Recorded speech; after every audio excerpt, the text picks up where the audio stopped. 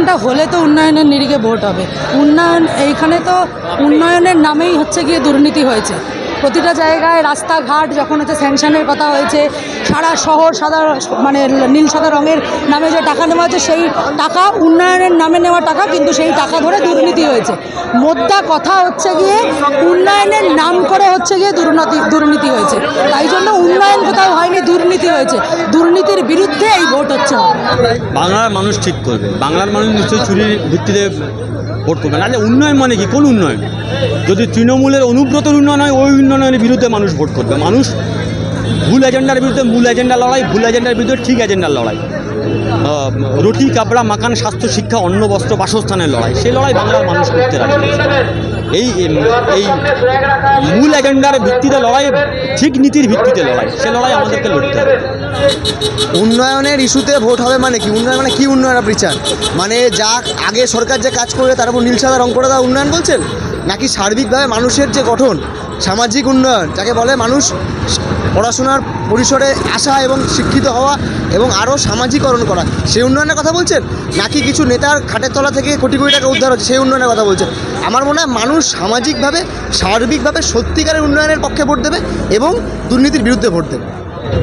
দুর্নীতিকে ছাপিয়ে উন্নয়ন হয়েছে বলতে সেই মানে বিষয়টা এরকম হয়ে গেল না, যখন আমাদের ক্লাস 8 অবধি আমরা পাস ফেল যখন উঠে গেল, তখন বলা হয়েছিল যে ফেল করলেও সবাই পাশ করে যেত। তখন ওইরকম ব্যাপারটা হয়ে গেল না যে হ্যাঁ মানে পড়াশোনার উন্নতি হয়েছে।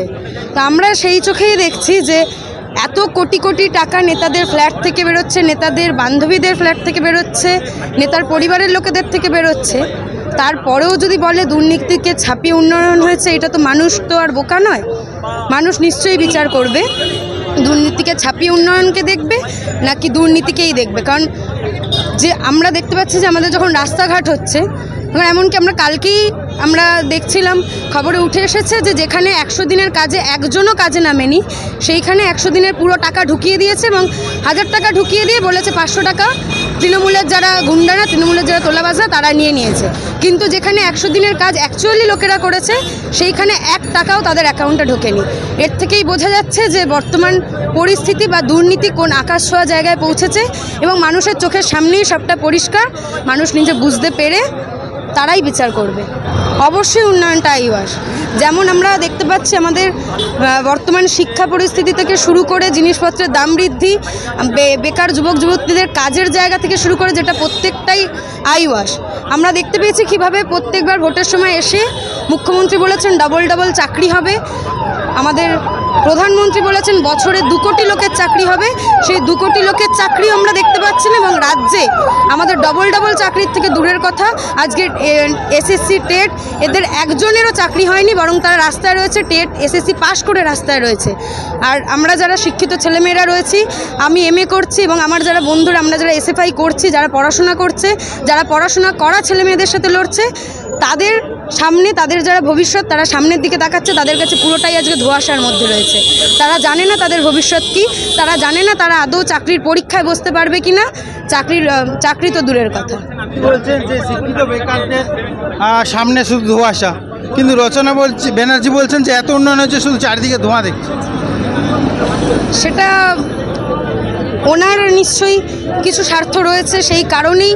কারণ পশ্চিমবঙ্গে সব মানুষ দেখতে পাচ্ছে একটা দল কিভাবে দিনের পর দিন দুর্নীতি করে যাচ্ছে, একটা দল কিভাবে বেকার যুবক যুবতীদের পেটে লাথি মেরে যাচ্ছে। সাধারণ ছাত্রছাত্রী যারা রয়েছে, সেটা ছোট শিক্ষার্থী থেকেই হোক, যারা কলেজে পড়ছে, যারা এরপর চাকরি ক্ষেত্রে যাবে, তাদের চাকরি নিয়ে এটা সারা আমাদের পশ্চিমবঙ্গের লোক দেখতে পাচ্ছে, সারা দেশের লোক দেখতে পাচ্ছে। এবার উনি একজন অভিনেত্রী হয়ে, উনি একজন সমাজের অভিনেত্রী, মানে আমরা যারা দেখতে পাচ্ছি যে সমাজে ওনাদেরকে আইডল মনে করে চলে বহু লোকেরা। দিদি নাম্বারের মতো উনি শো করেন, যেখানে বিভিন্ন দিদিদের কষ্ট উঠে আসে। সেইরকম একটা সচেতন মানুষ হয়ে যদি এই কথা বলেন, সেখানে তো আমাদের জেগে ঘুমানোর মতো ব্যাপার ওনার মধ্যে আমরা দেখতে পাচ্ছি। কোনো মানুষ যদি না বোঝে, তাকে আপনি গিয়ে বোঝাতে পারবেন। কোনো মানুষ যদি বুঝে বলে আমি এই ব্যাপারটা বুঝিনি, তার তো ঘুম আমরা ভাঙাতে পারবো না। তো রচনা ব্যানার্জির ব্যাপারটা এরমই হয়ে গেছেন, উনি জেগে ঘুমাচ্ছেন। ওনাকে আমরা ওঠাতে পারবো না, ওনাকে ওঠাতে পারবেন যখন ওখানকার মানুষ, হুগলির মানুষ ওখানে বুঝিয়ে দেবেন যে উনি চারিদিকে শিল্পের ধোঁয়া দেখতে পাচ্ছেন, ওনার ভোট বাক্সে যখন ওনাকে ধোঁয়া দেখিয়ে দেবেন হুগলির মানুষ, তখন উনি বুঝতে পারবেন উনি কিসের ধোঁয়া দেখতে পেয়েছিলেন। বাংলার মানুষ ঠিক করবে, বাংলার মানুষ নিশ্চয়ই চুরির ভিত্তিতে ভোট করবে না। উন্নয়ন মানে কি? কোন উন্নয়ন?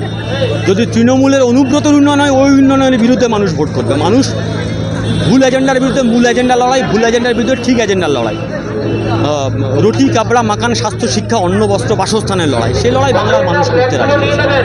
এই এই মূল এজেন্ডার ভিত্তিতে লড়াই, ঠিক নীতির ভিত্তিতে লড়াই, সে লড়াই আমাদেরকে লড়তে হবে।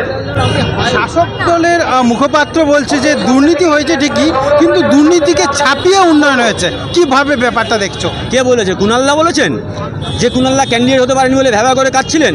না ওই কুণাল ঘোষ, যে কুণাল ঘোষ বলেছিল মমতা ব্যানার্জির পুলিশ আমাকে অ্যারেস্ট করুক, সেই কান্না কান্না মুখটা মনে আছে? তো বলে যে কুণাল ঘোষ বলুন বা মানে ওদের কোন মুখপাত্র, আমি জানি না কোন মুখপাত্র বলেছেন, ওদের মুখ আছে পাত্র নেই, সৎপাত্র নেই। ফলে মুখ আর পাত্রের উত্তর না দেওয়াই ভালো। ওনারা যেটা বলছেন দুর্নীতিকে ছাপিয়ে উন্নয়ন, সেটা ওনাদের মনে হচ্ছে। মানুষকে কতদিন এভাবে বোকা বানিয়ে চালানো যায় সেটাই এবারে দেখবার বিষয়। খুব বেশি দিন তো একই কাজে মানে একই বিষয়ে কাজ দেয় না। মানুষ ধীরে ধীরে বুঝছে যে এই রেশনের টাকায়, দানের টাকায় খুব বেশি দিন তাদের মুখ বন্ধ করে রাখিয়ে যাবে না। সন্দেশখালি তার প্রমাণ যে আমরা লক্ষ্মী ভাণ্ডারের 500 বা 1000 টাকা দিয়ে আলটিমেটলি কারোর মুখ বন্ধ করে রাখতে পারছি না। যেমনভাবে আজকে একটা সন্দেশখালি জেগে উঠেছে, এরপরের দিন প্রতিটা ক্যাম্পাসে ক্যাম্পাসে এই সংগ্রাম মাথাচাড়া দেবে।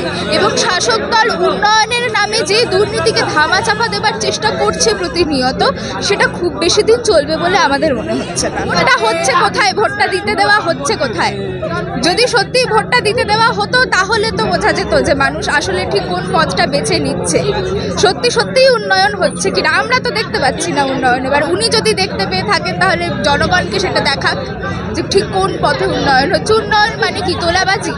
প্রতি মুহূর্তে একাডেমিক্স ঢুকছে, পিএইচডিতে যারা চান্স পাচ্ছে, নন নেট পিএইচডি যারা চান্স পাচ্ছে, তারা কতটা যোগ্য সেটা নিয়ে প্রশ্ন উঠছে। লবিবাজিতে বিশ্ববিদ্যালয়গুলো শেষ হয়ে যাচ্ছে, একের পর এক ডিপার্টমেন্ট বন্ধ, ফ্যাকাল্টি নেই, রিক্রুটমেন্ট নেই, এসএসসি নেই।